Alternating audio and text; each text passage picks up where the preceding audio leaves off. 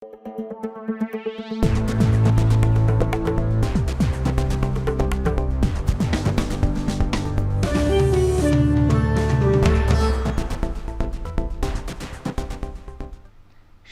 এখন জনপদে পুরো আয়োজন আপনাদের সাথে আছি আমি ইসরাত মুক্তি।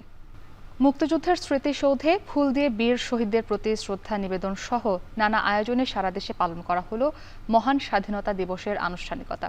প্রশাসনের ঊর্ধ্বতন কর্মকর্তা সহ কর্মসূচিতে অংশ নেন বিভিন্ন রাজনৈতিক, সামাজিক, সাংস্কৃতিক সংগঠনের নেতাকর্মীরা। সূর্যোদয়ের সাথে সাথে ৩১ বার তোপধ্বনির মধ্য দিয়ে ময়মনসিংহে শুরু হয় স্বাধীনতা দিবসের কার্যক্রম। মুক্তিযুদ্ধ স্মৃতিসৌধে ফুল দিয়ে শহীদদের প্রতি শ্রদ্ধা জানান বিভাগীয় কমিশনার। পরে একে একে শ্রদ্ধা জানান পুলিশ ও প্রশাসনের বিভিন্ন স্তরের কর্মকর্তা সহ সর্বস্তরের মানুষ।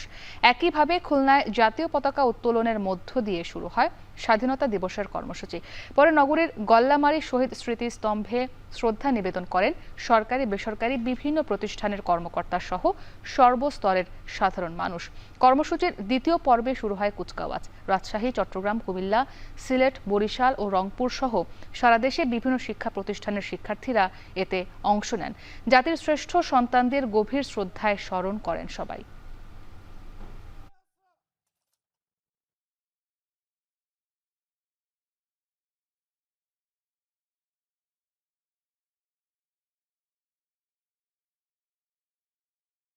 আমরা দুর্নীতিমুক্ত একটি বাংলাদেশ চাই। ৫ই আগস্টের পর আমরা আমাদের মত স্বাধীনভাবে প্রকাশ করতে পারি। মেধার বিকাশের যে প্রাপ্য সম্মানটা দেওয়া হয়, সবাই যাতে তার যোগ্য সম্মানটা পায়। পরিবর্তিত প্রেক্ষাপটে আজ আমাদের অঙ্গীকার হোক যে এই দেশে কোনো ভেদাভেদ থাকবে না, কোনো সংখ্যাগরিষ্ঠ সংখ্যালঘিষ্ঠ শব্দ থাকবে না। সকলের সম্মিলিত প্রচেষ্টা এবং সুদৃঢ় ঐক্যের বদলেই, ঐক্যের ফলেই কিন্তু দেশটাকে সুন্দর করতে হবে। স্বাধীনতা দিবস উপলক্ষে জনসাধারণের জন্য উন্মুক্ত করা হয়েছে নৌবাহিনীর যুদ্ধ জাহাজ। বছরের বিশেষ এই দিনে জাহাজ দেখতে ভিড় করেন সাধারণ মানুষ। বেলা ১২টার দিকে বরিশালের কীর্তন খোলা নদীতে নৌবাহিনীর জাহাজ বা নৌজা পদ্মা উন্মুক্ত করা হয়। এ সময় বিভিন্ন স্কুল কলেজের শিক্ষার্থী সহ অনেকেই জাহাজটি দেখতে আসেন। পরে জাহাজটি সম্পর্কে মানুষের কৌতূহল এবং বিভিন্ন প্রশ্নের জবাব দেন দায়িত্বরত কর্মকর্তারা। যুদ্ধ জাহাজ ঘুরে দেখে খুশি হন আগতরা। এছাড়া খুলনার বিআইডব্লিউটিএ লঞ্চ টার্মিনাল বা নৌজা অপরাজেয় জনসাধারণের জন্য উন্মুক্ত করা হয়। দুপুর ১২টা থেকে ৪টা পর্যন্ত জাহাজ ঘুরে দেখেন উৎসুক জনতা।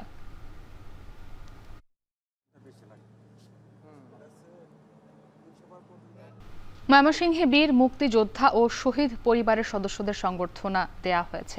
দুপুরে নগরীর টাউন হল মিলনায়তনে জেলা প্রশাসনের আয়োজনে এই সংবর্ধনার আয়োজন করা হয়। শুরুতেই শহীদদের স্মরণে ১ মিনিট নীরবতা পালন করা হয়। এরপর অনুষ্ঠানে আসা বীর মুক্তিযোদ্ধা ও শহীদ পরিবারের সদস্যদের ফুল দিয়ে বরণ করে নেন অতিথিরা। পরে আলোচনা সভা অনুষ্ঠিত হয়। এ সময় মুক্তিযুদ্ধে শহীদদের শ্রদ্ধায় স্মরণ করা হয়। আলোচনায় তুলে ধরা হয় শহীদদের বীরত্বের ইতিহাস।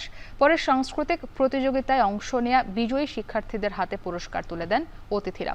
অনুষ্ঠানে পুলিশ ও প্রশাসনের ঊর্ধ্বতন কর্মকর্তা উপস্থিত ছিলেন।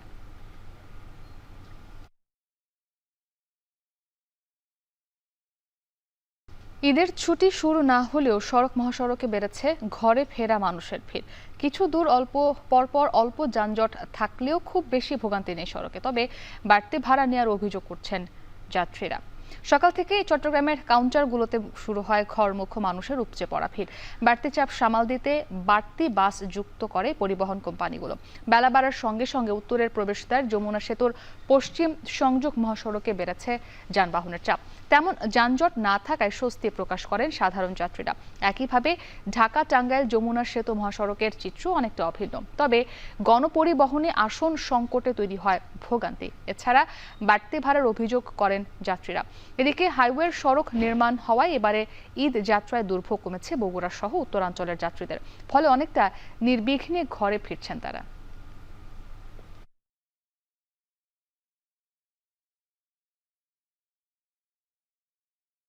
এখান থেকে আমরা এমনি যাই ৩০০ থেকে ৪০০ টাকা, আজকে ৭০০-৮০০ টাকা করে ভাড়া চাইতেছে। বাস চালারে এমন ভাড়া চায় যাতে অনেক গরিব লোক যাইতেও পারে না।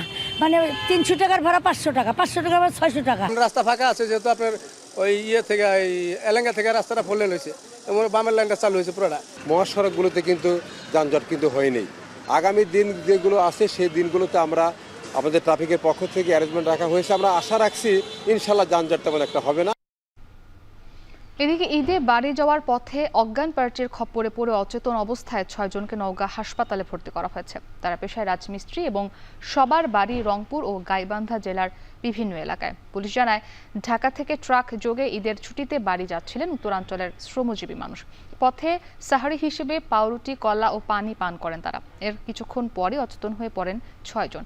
ভোরে নওগাঁ শহরের বাইপাস বরুণকান্দি মোড়ে তাদের ফেলে রেখে চলে যায় ট্রাকটি। খবর পেয়ে সকাল 10টার দিকে তাদের উদ্ধার করে সদর হাসপাতালে ভর্তি করে পুলিশ।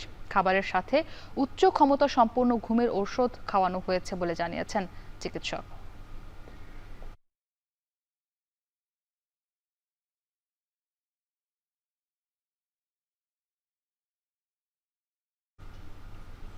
এই ছিল এখন জনপদে। এখন টেলিভিশন ওয়েবসাইটে দেখতে ভিজিট করুন এখন.tv। এছাড়া ফেসবুকে দেখতে ভিজিট করুন facebook.com/tv.এখন, আর ইউটিউবে দেখুন youtube.com/c/এখন টিভিতে।